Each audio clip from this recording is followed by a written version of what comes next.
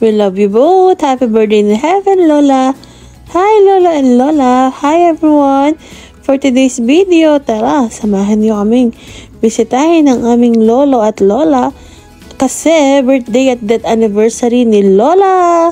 So yun, makikitang si Amber at si Mamang busy-busy magsisindi ng kandila. Kaso ayaw kasi masyadong mahangin. So yun, wala na tayong age kapampangan kasi bakit mataray ang basic ko? Char! Love you, bae! So yun, nakapagsindi na kami ng candle.